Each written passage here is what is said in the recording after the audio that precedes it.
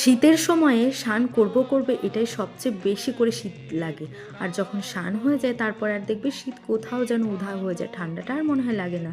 তারপর আমি যে চারা গাছগুলো কিনেছিলাম সেখান থেকে গাঁদা ফুলগুলো তুলে নিয়েছিলাম, যেহেতু ফুলগুলো অনেক ছিল আর ফুল থাকলে গাছও বাড়বে না সেভাবে। তারপরে দেখলাম এদিকে কিশমিশ, নকুলদানা, কলা, পার্সিমন ফল আনা রয়েছে ঠাকুরের জন্য, তো সেগুলো উপরে নিয়ে চলে এলাম। আজ ভাবলাম এই নতুন ধরনের পার্সিমন ফলটা ঠাকুরকে দিই। সেদিনকে এমন টাইমে এনেছিল, এর আগের দিন তো তোমাদের দেখিয়েছিলাম, তো সেদিন আর দেওয়া হয়নি। আর ফলটা দেখে এত সুন্দর লাগছিল, তো কেটে খেয়ে দেখেছিলাম, বেশ ভালো লেগেছে। আসলে সেদিনকে আর লোভ সামলাতে পারিনি, এটাই আর কি। তারপর ভাবলাম আজ যখন এনেছে তাহলে তখন দিয়ে দিই ঠাকুরকে। আর গোপালের সেবায় কোনো না কোনো দিন কিছু না কিছু ফল দেওয়া হয়েই থাকে। আর যদি হয় নতুন রকমের ফল তাহলে তো আর দিতে কোনো ক্ষতি নেই, গোপাল সোনা তো খুব ভালোবাসবে। তো সেজন্য ভাবলাম আজকে দিয়ে দিই ফলটা। তারপরে স্নান টান করে পুজো টুজো সেরে চলে গেলাম মেয়েকে স্কুল থেকে আনতে। তারপর মেয়েকে স্কুল থেকে নিয়ে আসার পথে ভাবলাম চারা গাছগুলো কিনেছি, তার জন্য টবও কিনে নিই। তো টবগুলো কিনে বাড়ি চলে এলাম।